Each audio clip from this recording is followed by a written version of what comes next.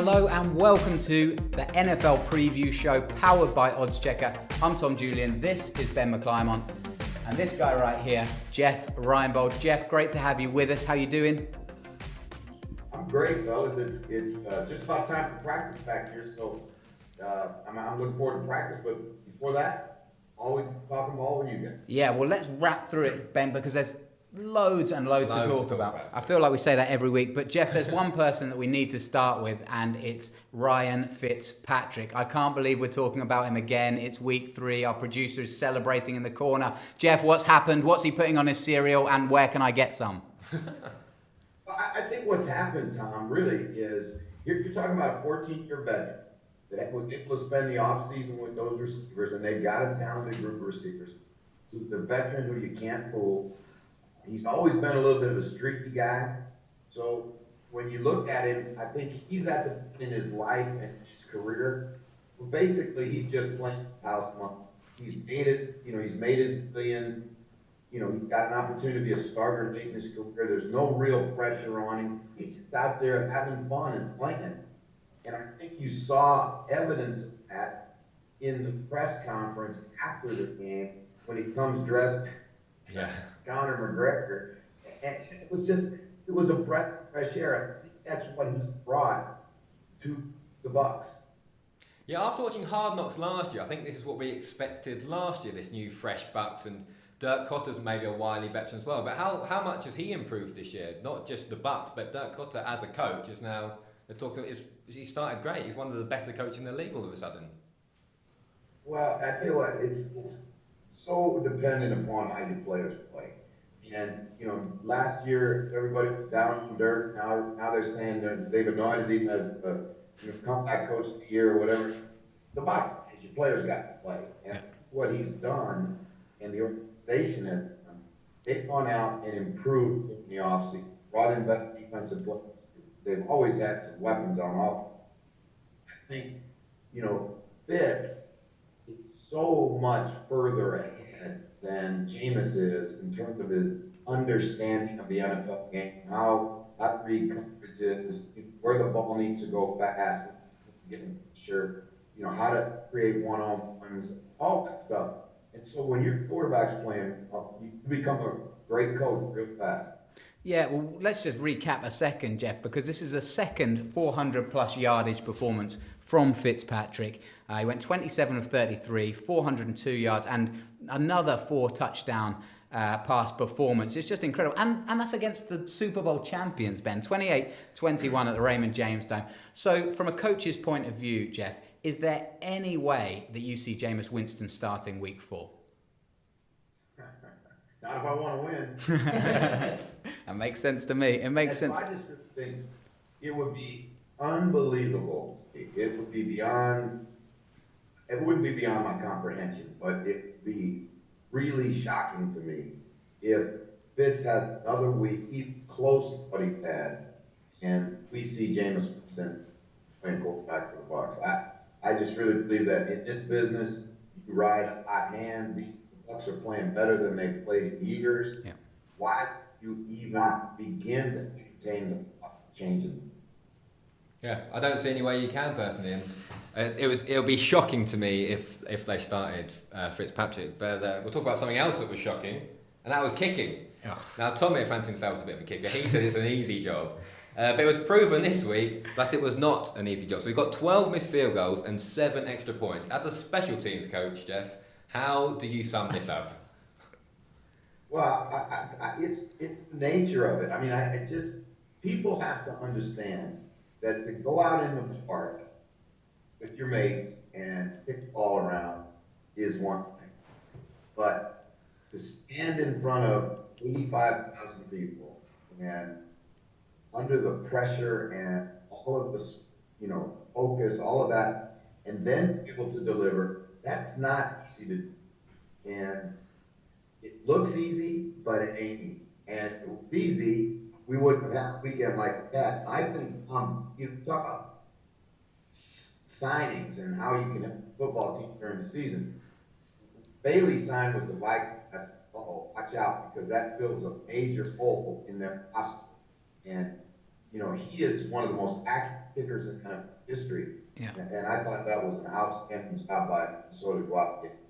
Yeah, Mike Zimmer was brutal in his when he cut his kicker, right? He was just like, was that an easy decision? Yeah, did you see him play? It was cold hearted. But Jeff, it's so important, and like you say, not everybody can just go out and kick. Obviously, I can, and when you come over, obviously you're going to teach me a few things, and we'll make sure we get that on video. I'd like to put my skills to the test. Well, one more weekend like this, and I'll be calling you for your. The thing is, though, remember Nate Peterman last year threw 4 interceptions in 1 quarter, and he got another starting job this year, the first week. Kickers, you don't get much leeway, do you? That's a great point, Jeff. Have you seen a bit of a change in the pressure of kickers over the years? Do they have a shorter lifespan than maybe they used to? Well, I think they've always had a short lifespan. I just think that this weekend drew an awful lot of attention to it. But one thing about these guys, and you talk to them, all of them, and I'll tell you, they've all been cut 2 or 3 times. So they recognize that it's business. And, the Adam Vinatieri's of the world are very, very, very few and far between. Most of these guys are going to bounce around between one team or 3 teams, and that's just the nature of the business. Yeah. They're great when they're hot, and they'll find another one. Yeah, the Vinatieris, the Julians, they're hard to find, Ben. Jeff, I've got to pick your brain here. Vontae Davis. Now, have you seen this, Ben? I've seen this, yeah. Vontae Davis retired at half time. I know the Buffalo Bills have had a terrible start, Jeff, but have you ever seen a player retire at half time? I've never seen a player put on his team at halftime. Yeah. I just, I have really mixed feelings about this. And on one hand, from a standpoint of team and a player, to have a guy just not come out in the second half is almost beyond belief, right? You feel the sense of betrayal that they must feel, frustration they must feel. But on the other hand, you recognize this game it's not soccer, it's not, any of those other non-contact sports. This is a violent game. What I read in his statement was that, between the lines, was that I was like he was concerned about his health. If you can't go out there and be willing to throw it in there and play, then you're guaranteeing yourself you're going to. And I think I can understand that part. You just don't want any more of it. I mean, this and Roberto Duran are going to go down as the 2 biggest moments, I think, where I just quit, just gave up.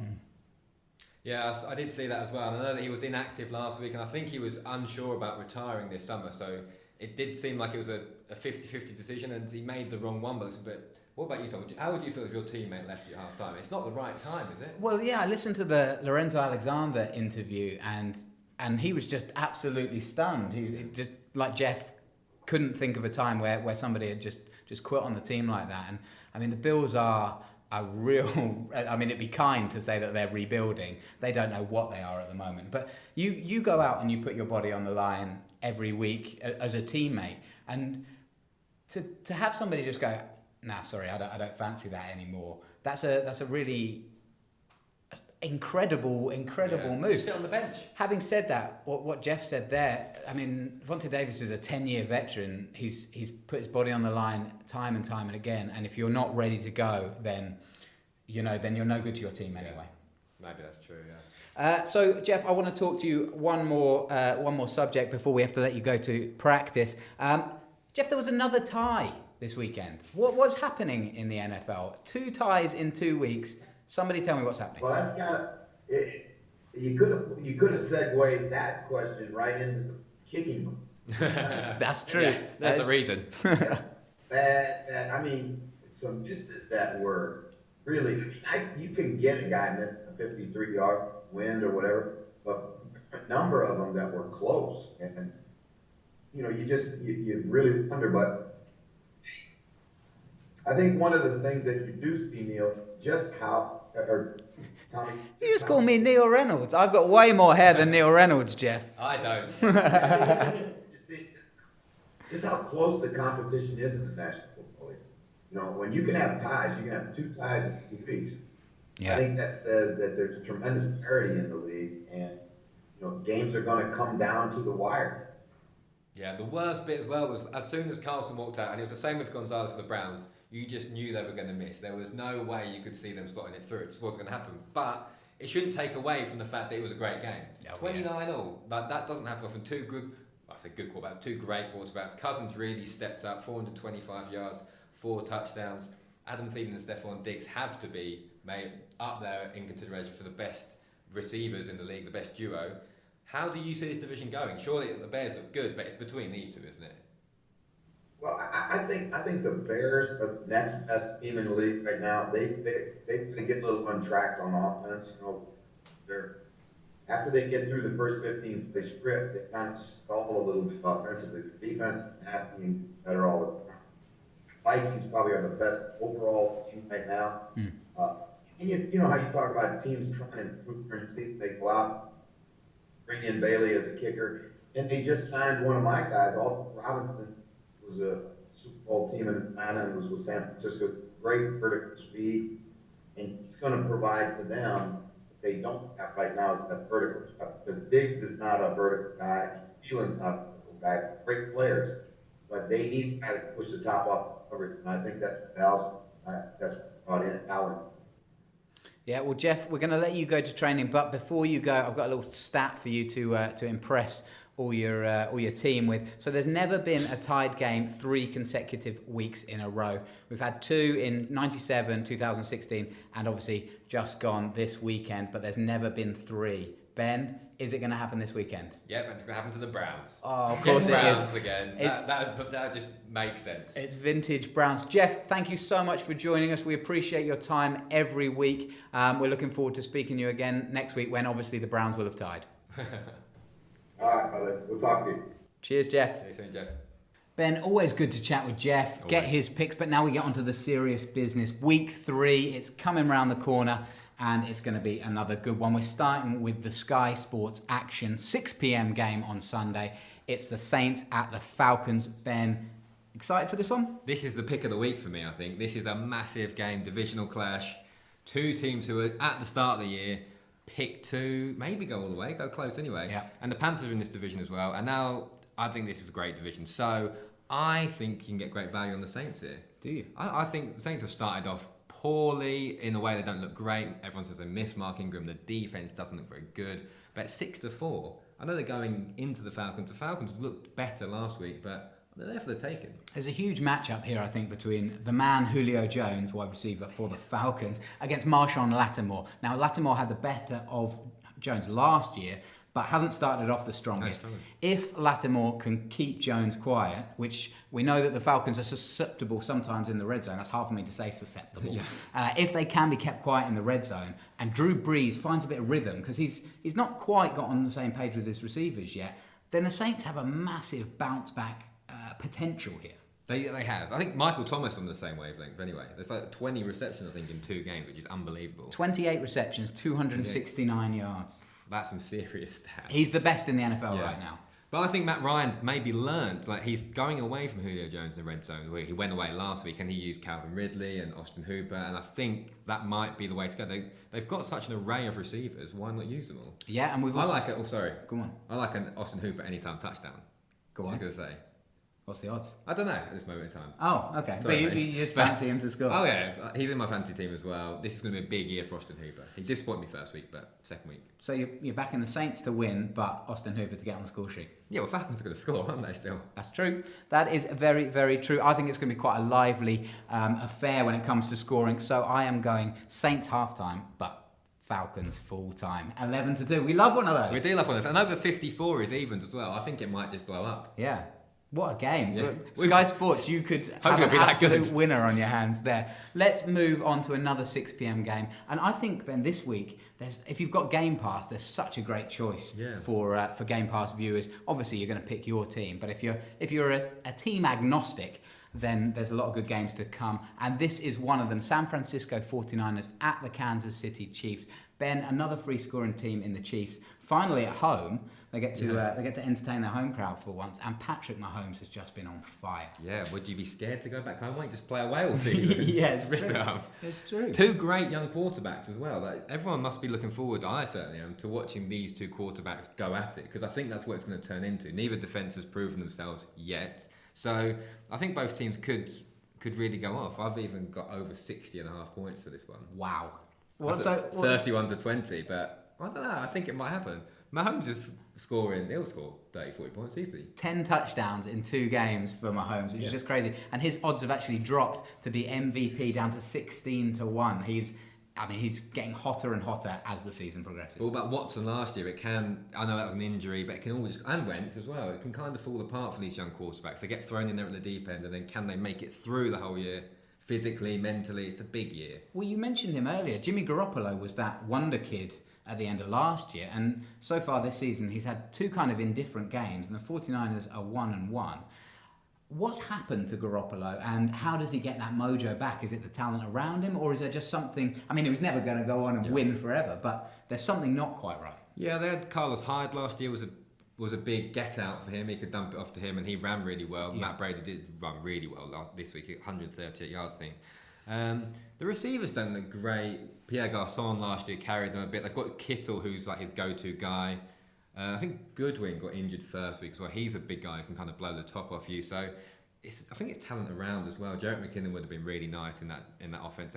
There's a reason they paid a lot of money for him. I think it's about $7 million. So I think it's talent around really, and also people know what to expect. When you're 1-10 when you win 1-9. Yeah.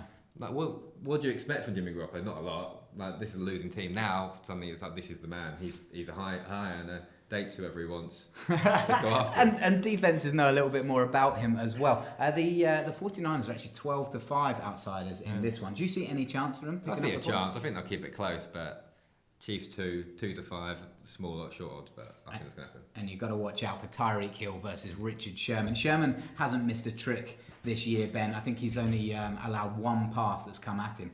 Quarterbacks still aren't targeting Sherman, so you imagine that he's going to line up alongside Tyreek Hill. Whether he can nullify... He's going to be targeted this week. Well, yeah. Tyreek Hill, come on. He's insane, isn't he? The cheetah speed. I love it. Sherman hasn't got the speed, he's got the nous. I think the one thing that could get Sherman is speed. Yeah. And this guy's got an abundance of it. So you're still having Tyreek Hill anytime scorer? I think I'll take it every week. Yeah, I think that's a sensible bet. Another big game at 6 p.m. on Sunday, which you can find on Game Pass, is the Green Bay Packers at the Washington Redskins. Aaron Rodgers still struggling with a bit of a knee strain, Ben. He played pretty well, it has to be said, last week. Do you think that all of these... I mean, playing with an injury, is that going to catch up with him at some point? I was thinking maybe if he went 2-0 or 3-0, would they rest him? And now that they've drawn that last game or tied the last game, I don't think they can afford to. So I think he's in. And the Redskins actually look quite a good team. They look a very solid team, good front seven, defensively solid. And then Alex Smith is managing the whole situation. I hate that word because I like Alex Smith a lot, actually. But they look good. First week they looked great. Last week they didn't look so good. But they've got a lot of options. And I think Peterson's back as well, which is always exciting. Oh, Peterson against the Packers again. Yeah. I forgot all about that. It's exciting. Anytime touchdown scorer Peterson, why not? Yeah. Yeah, I'll go for it. Sure. But I still think that you're disrespecting the Packers defense a little bit. I don't care. But they played well. The defense played well against the Vikings, who we talked about a little bit earlier, are almost the full package at this point. Jeff doesn't think that they have a over-the-top receiver, which, is fair. But I just think that the Packers, if Aaron Rodgers manages to stay healthy, the Packers and the Vikings are going to be the ones in the NFC fighting for that Super Bowl. But it's the same as last year. If Rodgers goes down, they're not going to do an Eagles. No one's going to come in and save that team because the rest of the team's not good enough. It's all on Rodgers. I just don't think that defense is good enough. But I feel like they still could win the division, but it's not good enough without Rodgers. Do you want a little stat? Give me a stat. You know I love a stat. You're a stat man. The Packers and the Redskins in their last 3 matchups have combined for 50-plus points in each of those games. Oh, well, that ruins this little stat I had. What did you have? That's a bet I was going to go for. I'm not going for it now after that. What would it go on? Under 42.5. Oh, what is it? 11-8. But I don't believe it now. But before, I kind of thought it might be a scrappy affair. Well, if you have a look at it, the Packers receivers already have four players that have gone over 100 yards Yeah. in 2 games already. So Rodgers is finding a plethora of options. Nice. And the Redskins, I still don't feel... I wanted to put this one to Jeff, but they don't seem to have found their identity yet. No, but I think it's changing. I think they're becoming a running team or a short kind of game team. So you get Peterson, then you bring in Chris Thompson, and you have Jordan Reed. They're your best players. So everything's revolved around that, which is quite sort of short, dump off maybe, hand off to the back. I think that's a new identity, and they could do with getting... I don't know what's happened to Josh Doxson. He was going to be the next big receiver, going down good enough speed, jump ball expert. Maybe there's a role for that if you can play this kind of this short running game, play action, Josh Doxson. Yeah, we also haven't seen much of Jameson Crowder yet. And Paul Richardson went over, haven't done a lot. Yeah, I mean, Crowder's in a contract year, so he wants to be putting You up love some players numbers. in the contract year. Well, that's what I generally go for on my fantasy team. I'm like, Well, they it have to doesn't have a work. big Don't year. listen to that. So Jameson Crowder hasn't made it off my bench yet. And you beat me in fantasy as well. That shouldn't be Well done ignored. to me. Yeah, very well I'm done. doing well. Are you 2-0? I'm in 4 leagues actually, and I'm currently 7-1. Oh, good. Good job, buddy. Cheers. Well done. All right. Anything else to talk about? Anything else we like there? Reed, anytime touchdown scorer. Yeah. Yep. You're gonna have it. Yeah. Gonna have it. All right. The next 6 p.m. one that I fancy Oh, I like here. this one. Do you? Yeah, I do. Well, go on then. You introduce it. The Bengals at the Panthers. That's the Cincinnati Bengals at the Carolina Panthers. And these are 2 sneaky teams.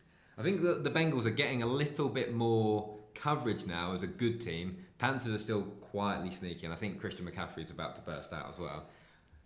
I'm not sure. I think it's a bit of a toss-up, and I think the odds don't necessarily say that. What do you think? Who have you got? I really don't know. My heart says Panthers, but then my head says Bengals, which It's just on the road. Your head on the road. everyone's talking about the Bengals as Yeah. this team where Andy Dalton's coming into a bit of form, which we haven't seen in a few years. They've got a nice setup. Tyler Boyd's playing well. Their offensive line looks strong, which is weird to say for the Bengals. None of that makes sense to me. So I'm very confused about the whole thing. But they rank number 4 in scoring as well. So everything is looking like it's coming up roses for the Bengals. Apart from one thing. Go on. Joe Mixon, Leeds top rusher. He's out for 2 weeks, minimum. Right. That changed everything, I think. That's He makes... I think he's very, very good, and I think he makes the O-line look a little bit better than it maybe is, and I think Dalton's playing well, and he makes that O-line look better as well. So does that swing it to the Panthers for you? That really evens it out, and I'm going to go for the Panthers, yeah. You're I going think for- Panthers at home, I think, are a very hard team to beat. Panthers are 9-13 Yeah. on the nose as a winner there. That seems like fair. Yeah, I think it seems fair. Under 45.5, 8-11, I think it'll be quite low scoring. Both teams have got pretty good defence, actually. I tell you what really has thrown me here. CBS, I was reading about this earlier. CBS have ranked the Bengals up there with the Jags and the Chiefs. What, defence? No, Overall? as a team. And I read that and I couldn't get my head around it. But just kind of reading their explanation of things just kind of, I don't know, threw me a little bit. To be Are you honest. sold now, or are you I doubting? You are sold. I'm not. I don't know what to think anymore. I'm so lost. But I do. Well, if you like the Bengals, you can have them at 11-8. So that's. I've that's, got one cheeky little extra as well. Go on. Bengals half-time, Panthers full-time, 7-1. I think that could happen. Like Dalton's on fire. Cam Love to pull it out of the bag. Yeah. Christian McCaffrey to go big, 7-1. Put your colours to the mast on that one. Nice. I like it. Let's move on to one of the most hotly anticipated games. And no wonder that Sky have taken this one. It's the LA Chargers at the LA Rams, the LA Derby. Derby. La Derby. That was nice. I like that. I like that a lot. Ben, the Rams are heavy favourites here, and it's not really any surprise why. Sean McVay's turned them into a free-scoring team that can do a lot on defence as well. They seem like a full package at this point. Is there any way that the Chargers come out on top here? I don't really think so. I think the way they controlled the game last week was quite surprising to most as well. They just look really comfortable. The defense can shut people down. You've got Aaron Donald rushing through the middle, around the side. And then you've got Peters had an interception this week, didn't he? Talib was making plays. Yeah. So the secondary's got game. The offense is obviously great, and Cooper Kupp is stepping up this year as well. Robert Woods, they can throw it to everyone. And I'll tell you who is making a big difference as well. I think is Brandon Cooks. Brandon Cooks is a big upgrade in that role over Sammy Watkins was. He offered a lot more. He's not just running straight go routes around the side.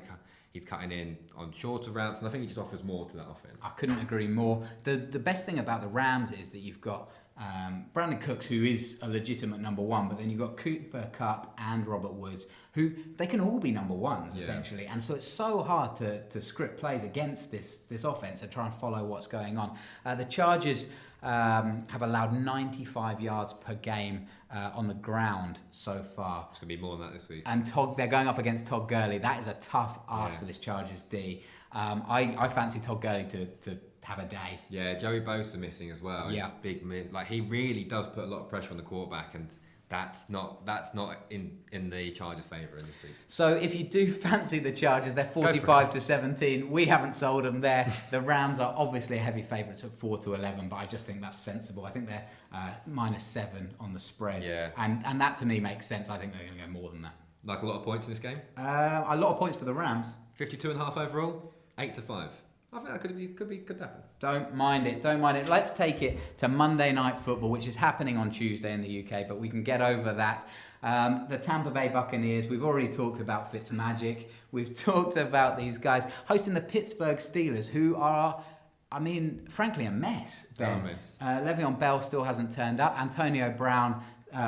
he hasn't showed up either. He hasn't showed up. He didn't turn up on Monday, and basically on Twitter said, "Trade me if you want to trade me." It was a bit tongue-in-cheek, but at the same time, it's not good for a team that are 0-1-1, confusingly enough, and haven't got it going just yet. Now, as a veteran, you don't really write a snarky comment on Twitter, do you? Saying, "Oh, Brown wouldn't be able to do this if he didn't have Big Ben." You leave that. Like, you put up massive numbers every year.